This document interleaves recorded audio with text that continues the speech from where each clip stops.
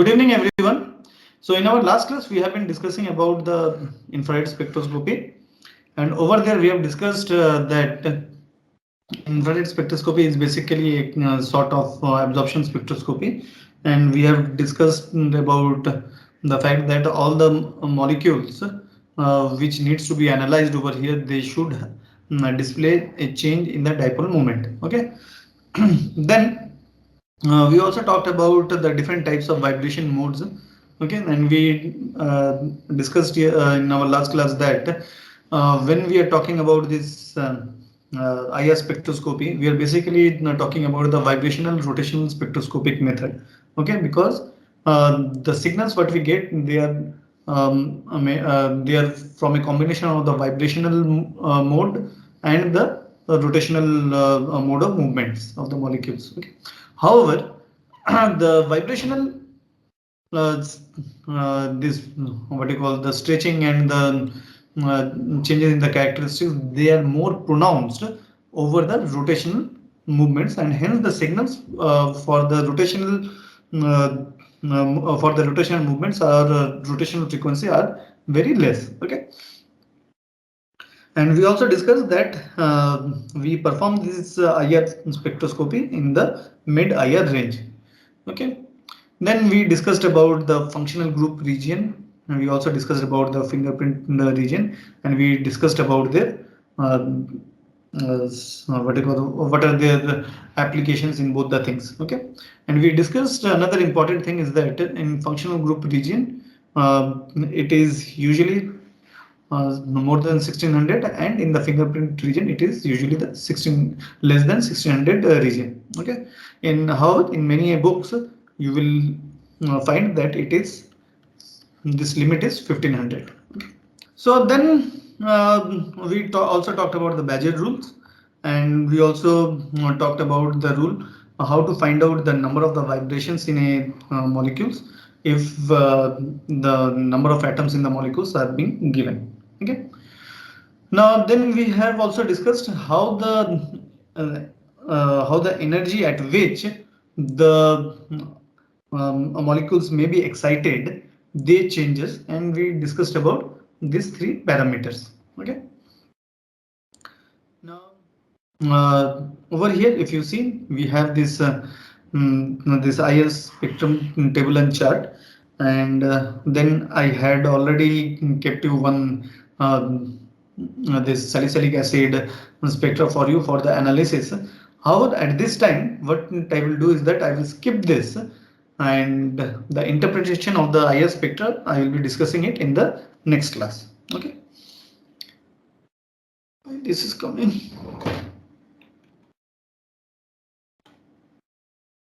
Okay. Now coming to the sample preparation, how do we analyze the samples? Okay, the samples, it may be either solid, liquid, or gas. Okay, so most difficult type of analysis is the analysis of the gaseous system. In the gas samples, what happens is that we have a sample cell which is having a long path length. Okay, and this is used to compensate for the diluteness of the gases. We all know that in gases, what happens is that the molecules are farthest. Okay, so the density of the molecules is low, and due to this reason, what happens when you pass any electromagnetic radiation over here, the interaction of these electromagnetic radiation with the molecules are very less. And if the interaction is less, then your signal component would be less, and your signal to noise ratio will be lower. Okay.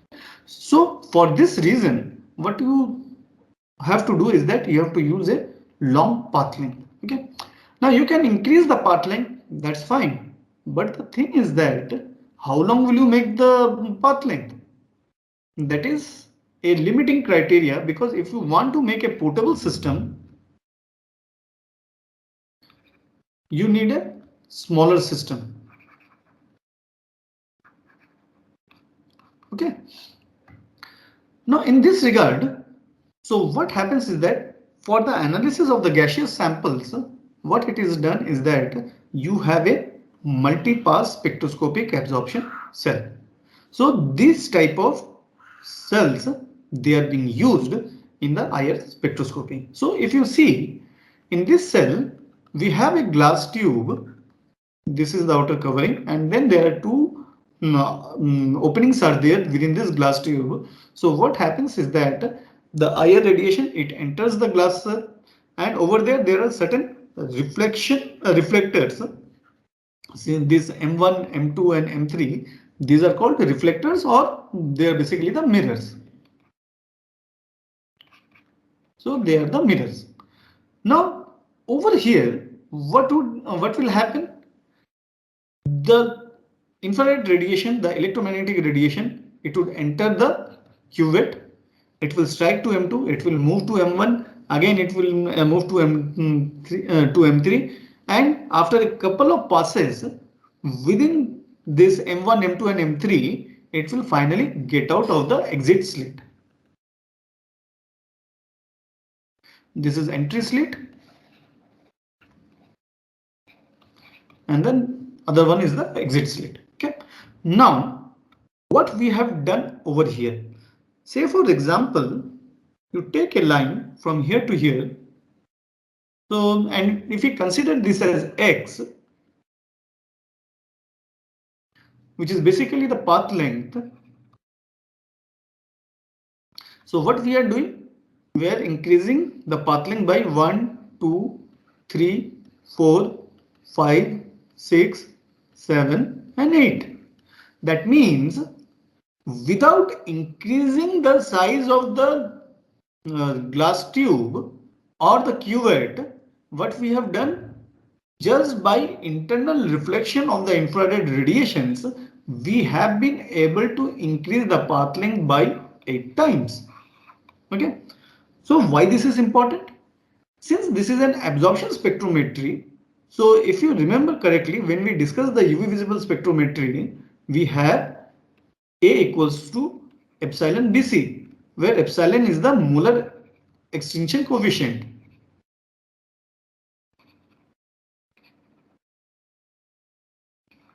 And it is the property of the molecule. Okay. Then we have concentration. If you are using a specific concentration, then it becomes constant.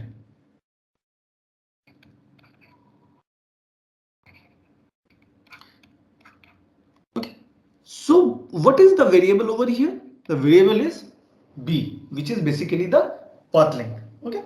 Now, by just using the three reflectors, what we have done basically, we have artificially increased this path length, and now the absorption, it will be given by epsilon 8bc, that means 8 of eta bc. That means what we have done, we have increased the signal to noise ratio by 8 times. Okay.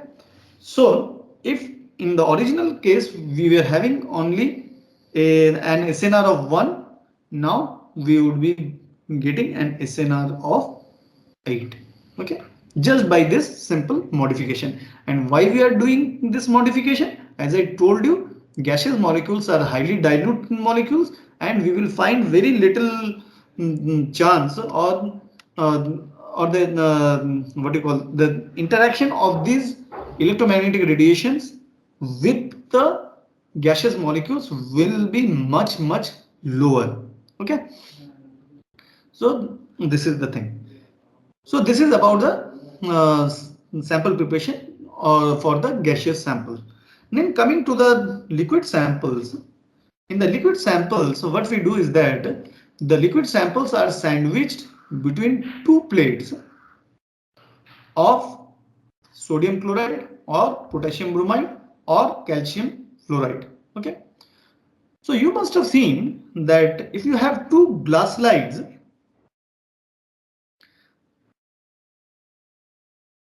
Now within this glass slide, you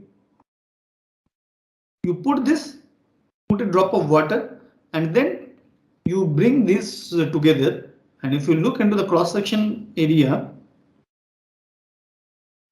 suppose this is the first glass slide and this one is the second glass slide.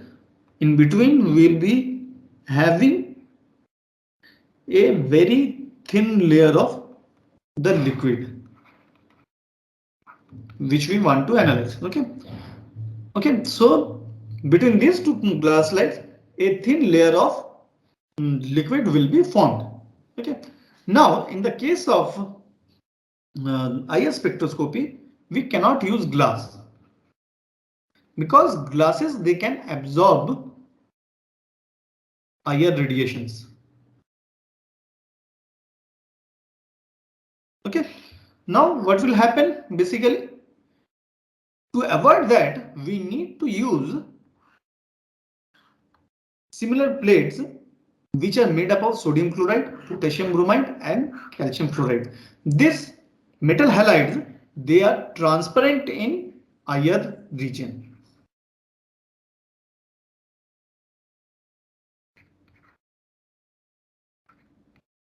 And hence they are used as the for the sample analysis for the IR spectroscopy. Okay. Now, in the same way, we will be having two plates, either of sodium chloride or potassium bromide or calcium fluoride. Usually sodium chloride is used because it is cheaper than the other two metal halides.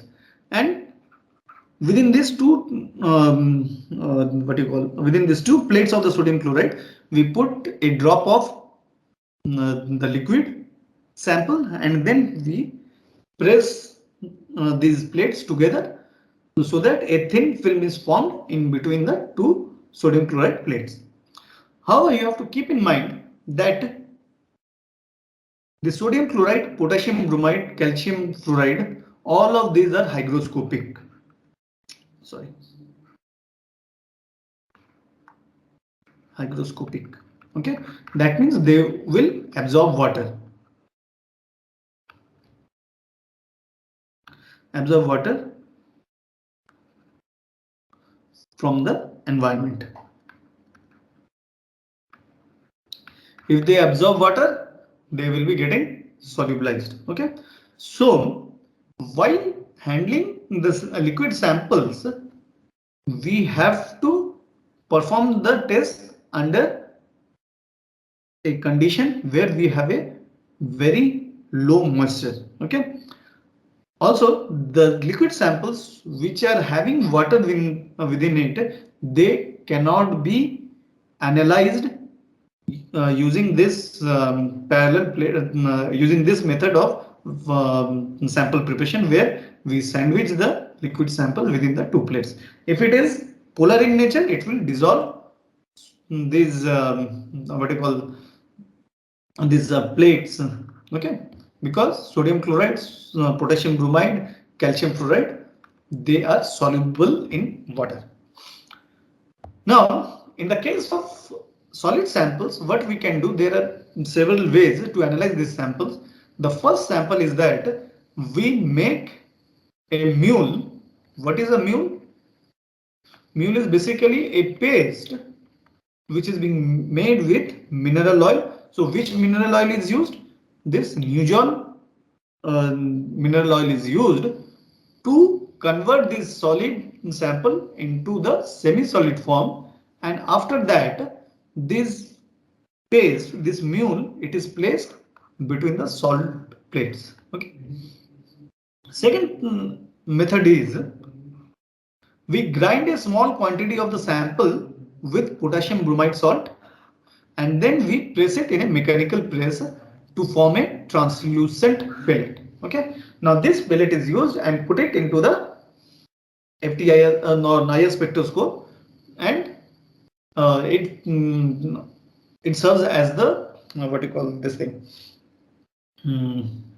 It is serving as the this cuvette. Okay. Then in the third place, we have the sample is first dissolved in non-hygroscopic solvent. A drop of this solution is deposited on the surface of the KBr or sodium chloride cell, and then they are analyzed. And lastly, we use ATR FTIR, where we have either zinc selenide or diamond crystals, or germanium crystals are also there, which will allow us to analyze the sample in its solid form without any sample preparation. However, if another important thing is that this ATR FTIR, it can also be used for the liquid samples. Okay.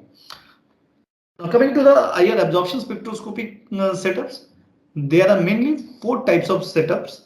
The first one is the transmission infrared spectroscope. The second is diffuse reflectance infrared Fourier transform spectroscopy. Third is attenuated total reflection spectroscopy, ATR IR spectroscopy.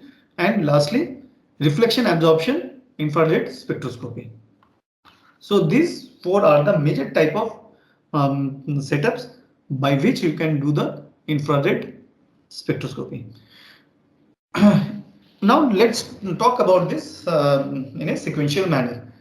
So in the case of the transmission IR spectroscopy, we have this kind of cell.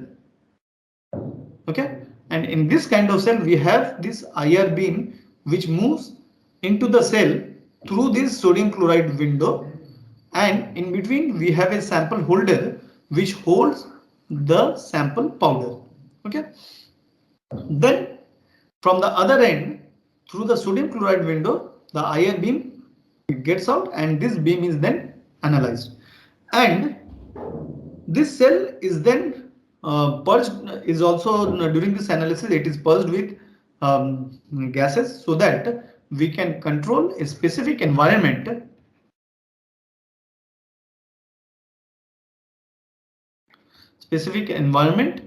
and we can also monitor the moisture. Okay, now what happens, you can also control the temperature due to the presence of this temperature maintaining coil.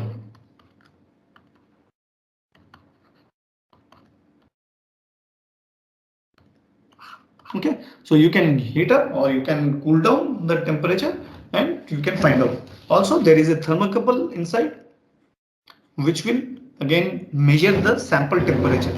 So at what temperature you are what you call, you are analyzing the sample, that can be recorded using this thermocouple. Okay, then we have diffuse reflectance spectroscopy.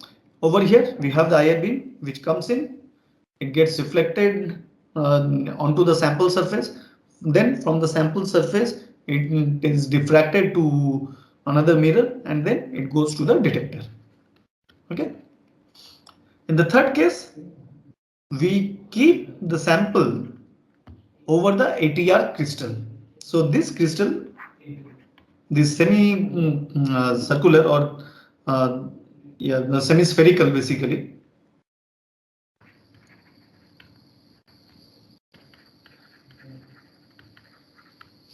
the semi-spherical system, this semi-spherical system, it is called the ATR crystal.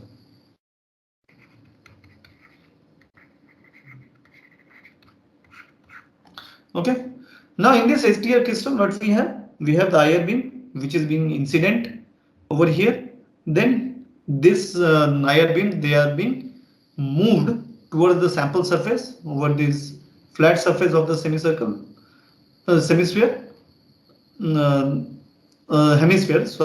hemisphere, and then over that we have the sample, and from here the IR rays, they interact with the sample surface, and then they are again refracted back into the crystal, and from there it goes to the detector,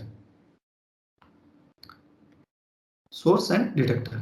Okay, so in this way you have a lot of beams which goes to the surface, it interacts and it goes and it comes out, and the beams which are exiting from the system, they are being analyzed. Okay, so this is about the attenuated total reflectance reflection system. Okay, ATR, FTIR.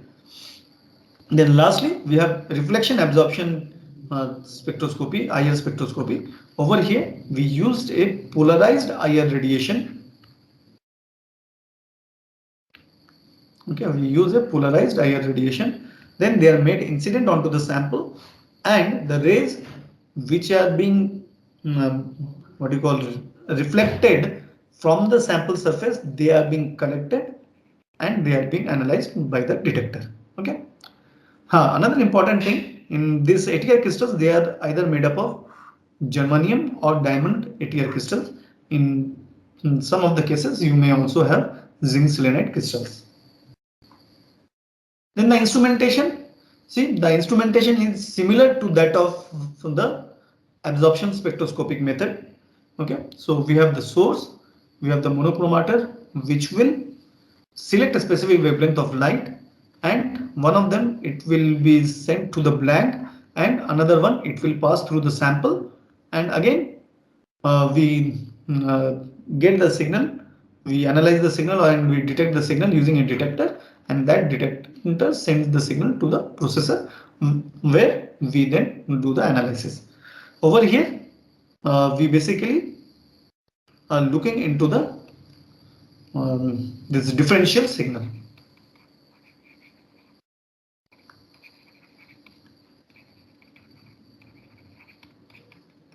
Okay.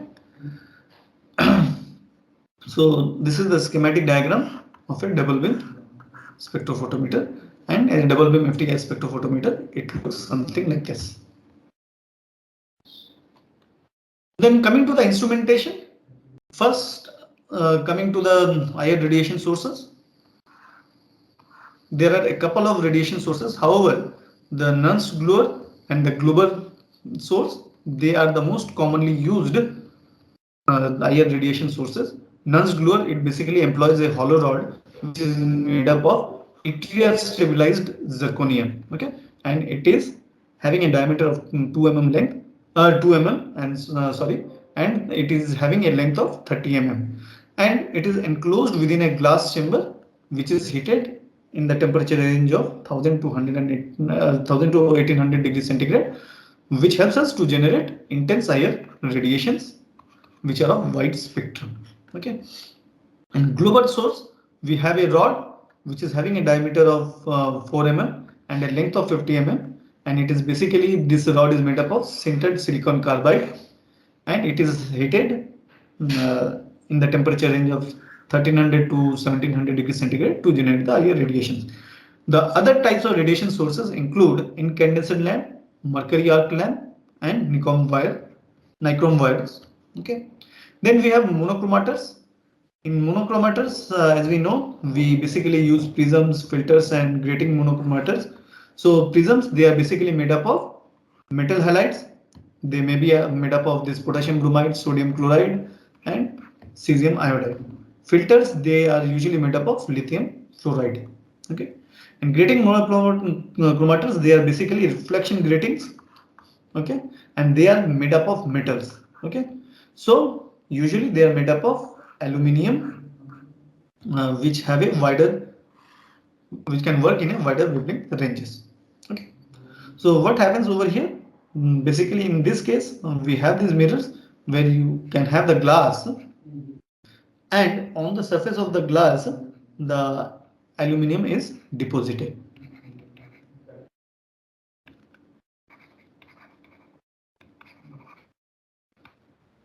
This we have seen in the other cases also, and this is being done um, uh, to reduce the chances of absorption of the radiations by the glass. Okay.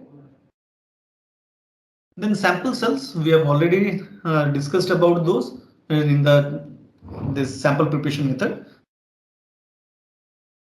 Coming to the detectors, in the detector we have these pyroelectric detectors. Okay, and we have this commonly DTGS detector, deuterated triglycerin sulfate, and lithium tantalate. So LITA O, this 3 would be in subscript O3. So over here you will find what are the IR radiations? IR radiations, we know they are associated with heat. So all the detectors which are associated with the IR spectroscopy, they would be able to detect the thermal variations. That means they would be the thermal detectors. Then we can be having this bolometer. So in bolometer we have barretter and thermistors. So in barretter they use a metallic wire, platinum strips that have a positive temperature coefficient, whereas in the thermistors they have a negative temperature coefficient. Then we can also use thermocouple. So in the thermocouple we have bismuth and antimony together, which provides a Peltier effect. However, the thermocouple, if you know the difference between the thermocouple and the thermophile, thermocouple is a single unit, whereas thermophile is a group of thermocouple. And when you use a group of thermocouple together, it increases the sensitivity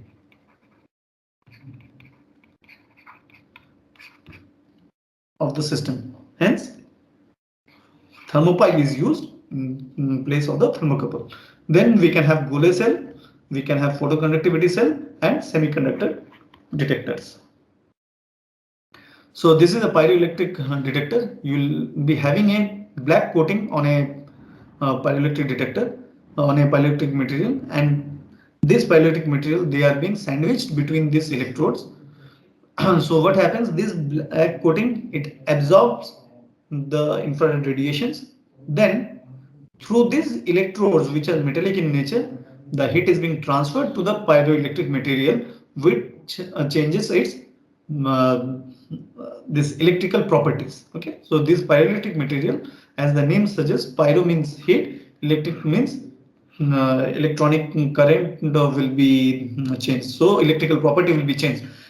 So the pyroelectric materials, they basically change the electrical property when they are being heated. Okay, and these pyroelectric detectors, they are available in this kind of metallic casings. Okay,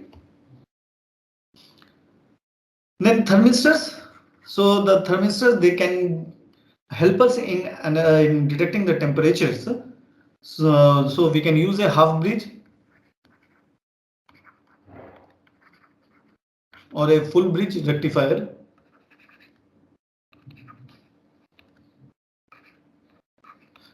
Not rectifier, sorry, no, full bridge system. Okay, so usually what happens, there is an active element which would be the thermistor. Okay, and there is a compensating element which will help you in compensating the temperature of the environment. So this compensating element, it allows you to get more repeatable data. Okay, so similarly over here also in the full bridge also you have the thermistor system, and this R2 system, it may be made the compensating, okay, wherein the IR radiations, they are not directly being made incident onto this compensating elements. Okay, so I'm not going into this half bridge and full bridge this systems, how to measure the temperature over there. You must have studied in your analog electronic class. Okay. So then we have this thermocouple detector, how it functions. You have a blackened junction. In this blackened junction, these IR radiations are made incident, and then you keep the reference junction which is being shielded, and you keep it in a particular temperature. So the temperature difference between this node 1 and node 2, it will generate an voltage, and that voltage is being measured. Okay. However, as I told you, thermocouple, they are seldom used as a detector in IR industry for in IR spectroscopy. So we use a thermopile sensor. In the thermopile sensor, what we have is that we have a series of this metal 1 and metal 2. Okay.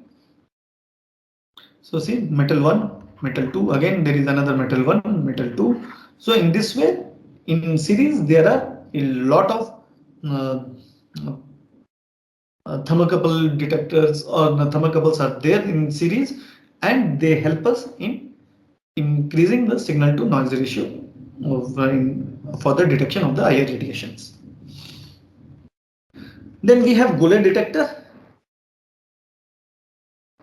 These are a type of detector which were previously used, but they are not much used currently. I'll be discussing this in very in short. So what you have this infrared radiation. They are being made incident onto the Goleta detector system. So where they are made incident? They are made incident on an absorbing film. Now this absorbing film, it is basically connected with a pneumatic chamber which is filled with xenon gas. Okay. Now this chamber, it is again fitted with a flexible mirror. This is a flexible mirror. So when the IR radiation, it falls into this absorbing film, it absorbs the IR radiations and it increases the temperature within this pneumatic chamber. Okay. And when there is an increase in the temperature over here, the flexible mirror, it gets distended.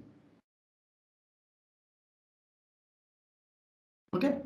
Now on the other hand, we have a visible light source.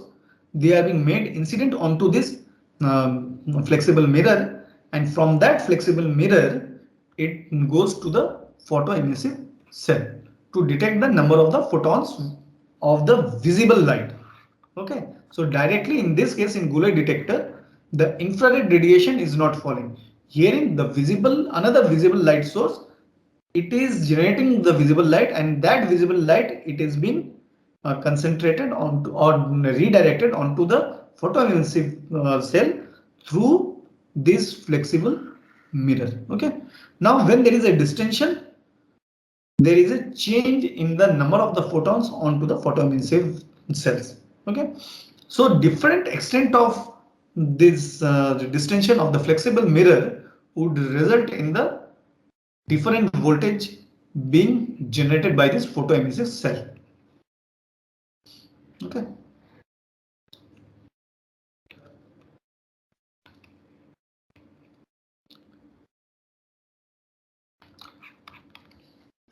And from there we can have an information about the how much amount of radiation is being absorbed by the samples or transmitted from the samples, whatever. Okay, then we have photoconductivity detector, and here we have either lead selenide or the lead sulfide, which is deposited onto the surface. So they are regarded as the deposited photoconductors. Then you had a substrate. So just what happens is that when the photon falls onto this, so there is a change in the conductivity, and these are non-thermal detector. Okay, this is a non-thermal detector. Among all the detectors what we have used, this photoconductivity detector, it is the non-thermal detector. Okay, here we use the lead selenide and the lead sulfide. Then schematic diagram of a semiconductor detector, the non-thermal detector, how it is, how it happens. So you have a GASB substrate.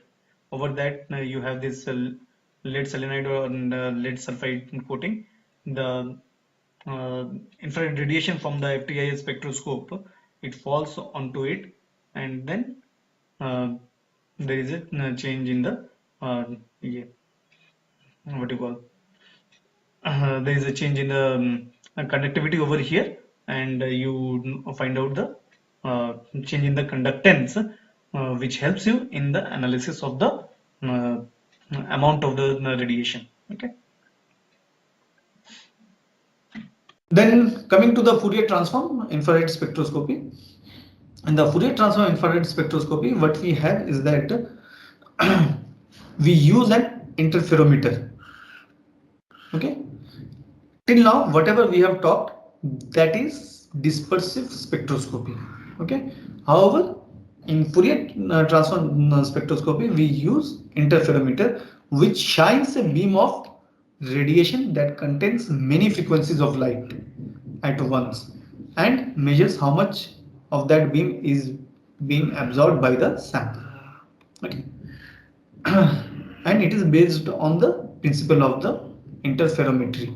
So from this interferometer we get an intensity versus time graph, and if we apply the Fourier transform of that intensity versus time graph, we get the this thing.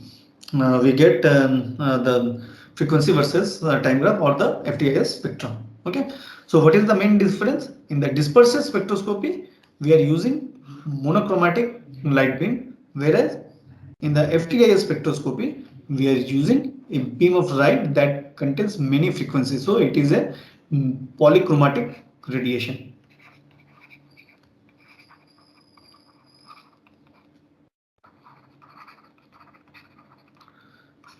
Now, what is happening? As I told you, over here we get an intensity versus time plot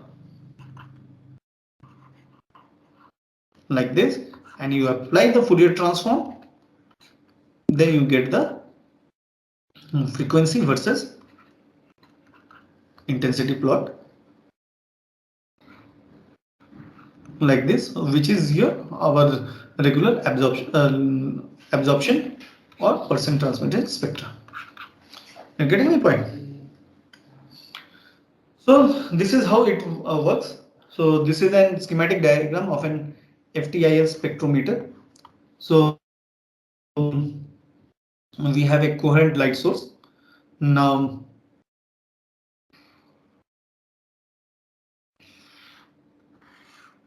this rectangular box, what I have drawn, it is an interferometer. Now over here we have a beam splitter.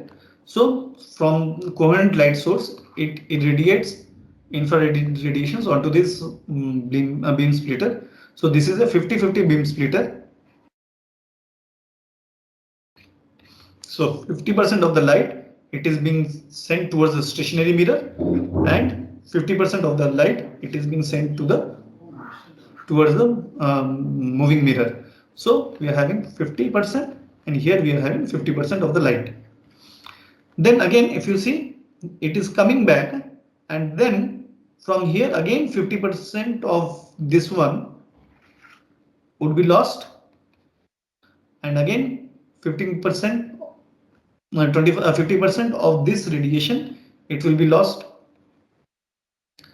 So ultimately, over the sample, whatever we are getting in the recombined beam, we are basically getting 50% of the intensity of the original radiation with which we have generated the infrared radiations. Okay, so if our I0 is say 100, so herein it will be I0 dash, it would be basically 50. Okay, so whatever number of the photons have been generated by the light source, only 50% of that it reaches the sample. Okay, now let us talk about this one. Now if the distance of the stationary mirror from beam splitter to the stationary mirror, if we consider it as x, and if we have the same distance between the beam splitter and the moving mirror, say we are having the same distance x, so what will happen? There will be a constructive interference. There would be a constructive interference. Okay, and this constructive interference, it would be doing it would be due to the zero path difference. Why this is a zero path difference?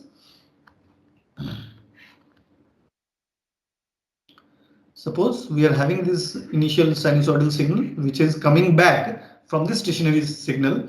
Since the ray has moved x distance over here, 2x distance over here, similarly over here also the light or the IR radiation would have moved 2x distance. So the distance which they have moved before they are being combined, it is the same. So they will be overlapping over each other. But what we are doing, recombining this radiation. So when we are recombining this radiation, we are basically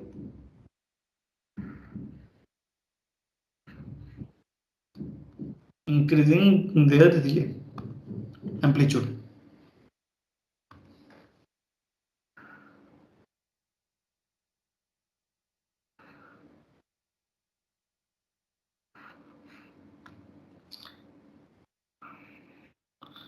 And it will go on, right? However, if we move this mirror somewhere here, so what will happen? There will be a subtle changes in the subtle change in the phase of the light while we are recombining the beams. Okay, so there will be a creation of the optical path difference. There will be a creation of the optical path difference, and there will be a destructive interference. There would be a destructive interference. So when you calculate this thing, so what we get basically, we get another sinusoidal signal which is and which is having a base at 0. Okay, so at this top crest we have constructive interference. At this stroke we are having destructive interference. Okay, so what is happening now? So we are having this constructive interference, we are having this destructive interference. So we get a sinusoidal signal. However, we have just spoken about a single wavelength. Okay, we have about a single wavelength. However, we know that in FTIR we use a wideband source. Over here we are allowing this source to send all the infrared electromagnetic signal directly into the this interferometer, right, through this sample, and they are coming to the detector. So through this detector what we are getting, we are getting the intensity versus time plot. Now after coming from here, what we are doing, we are applying the Fourier transform, and this Fourier transform is allowing us to convert this time domain signal into the frequency domain signal. Okay, so now what over here basically, if you see, when you are moving this mirror, we are basically selecting the wavelength. So at a specific time, a specific wavelength is being focused. Okay, because for a specific when we are moving this mirror, the constructive interference will be happening for particular for infrared radiations of particular frequencies, whereas for the other frequency infrared radiations there will be a destructive interference. Okay, so in this way we are selecting the system. Now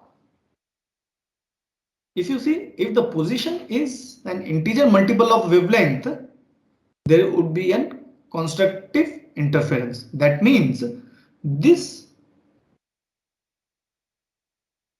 system should have, if we have lambda by 4 movement, so what will happen?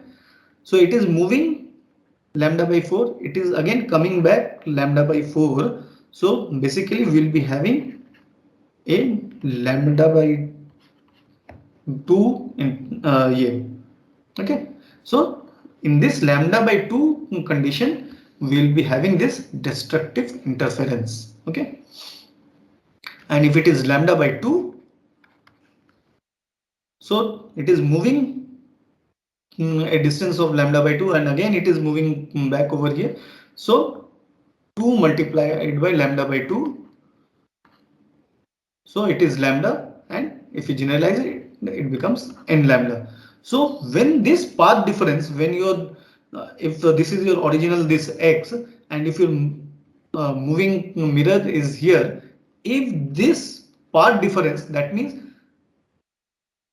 you are going to the stationary front. Say for example, if I call this as A0 and capital A and capital B, so the distance between A and B, 2 times of distance of A and B, if it is lambda, then there will be constructive interference, and if 2 times of A by B, it is lambda by 2, then there would be an destructive interference, and if you want to generalize it, you make it n lambda and n lambda by 2. Okay, so in this way we can go for the analysis, and with this we complete this chapter. So if you have any question, please let me know.